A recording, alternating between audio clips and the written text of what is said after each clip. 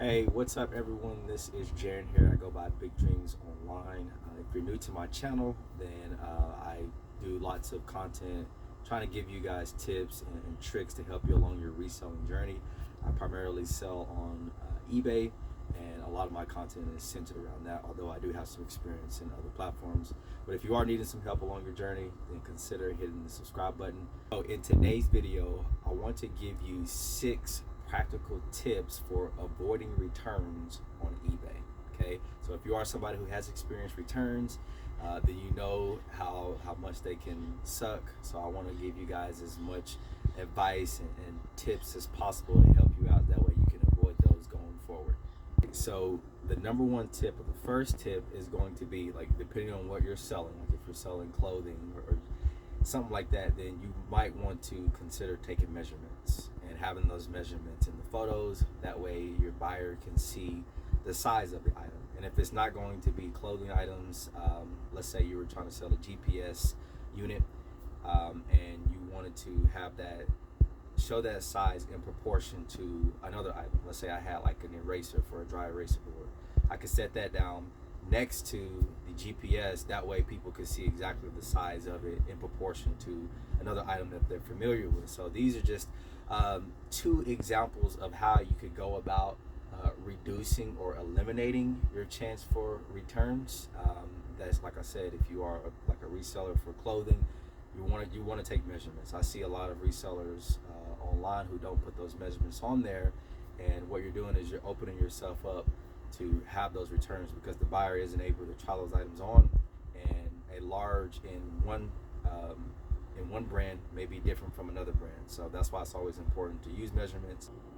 Okay, number 2, you are going to review the product in detail. Okay, you want to do as much quality control as you possibly can, because the last thing you want is to ship something out with a flaw that you didn't mention.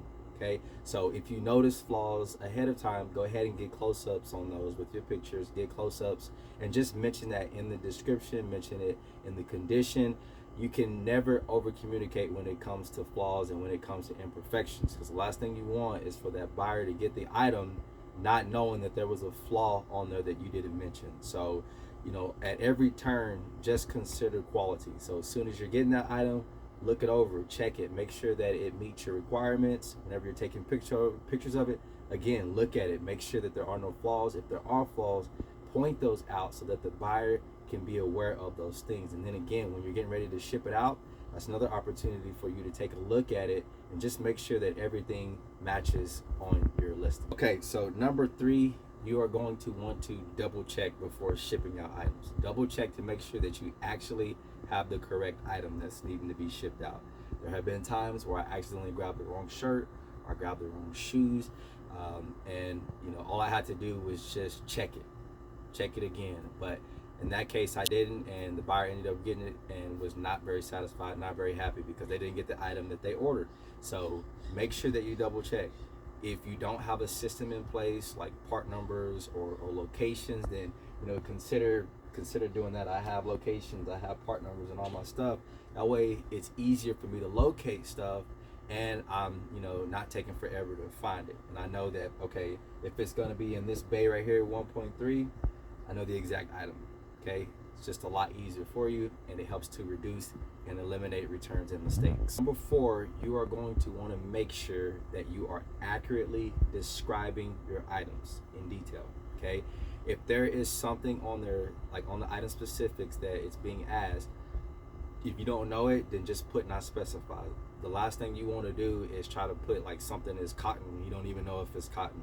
Okay, because buyers can get upset about those types of things. So if you don't know something, then just put not specified. Don't put in the, you know, title that, you know, the shoes are comfort whenever, you know, they're hard, the soles are hard on them. Okay, so you just you want to be as accurate with your listings as possible so that your buyer knows exactly what they are getting. If you're having clear and well lit pictures, then they're going to be able to see exactly what they're purchasing.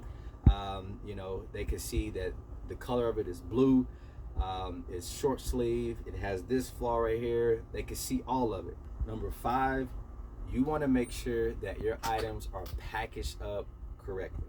Okay, make sure that they're packaged up securely and that they're going to be as secure as possible and not going to get damaged in transit. Okay, it's one thing if the mail carrier damages it because they're rough with it, but it's another thing if you just poorly package the item. Okay, so if you need, bubble wrap, if you need like the peanut packaging, if you need cardboard boxes, whatever you need, make sure that that package is as secure as possible, because if it arrives damaged to that buyer, then that is technically your fault. Okay, so you want to do and put as much effort into packaging that item from the get-go than you possibly can, because this is going to save you time on the back end. It's also going to save you money. So the sixth and final tip is for you to have some type of checklist or some type of list in place if you're selling like board games or just something with like multiple line items. Okay, last thing you want is like if you're selling a puzzle, for all the puzzle pieces not to be in there. Okay, so make sure that you do a check to make sure that the item has all the contents that's supposed to be in there. If I'm selling a GPS unit, I want to make sure that the adapters in there. I want to make sure that the screen protector, if that did come in there, is actually available in there with it as well. I want to make sure the manual's in there. I want to make sure that the entire kit is in there and it's available. I don't want to have any missing pieces because I don't want to piss off the buyer. Guys, that's going to be it for my tips for avoiding returns on eBay. If you have any tips, if you don't mind, please leave them in the comments below. Like I said earlier, if you like this type of content, then consider subscribing. Otherwise, I can't wait to connect with you in the next video. I will see you guys later. Have a good one.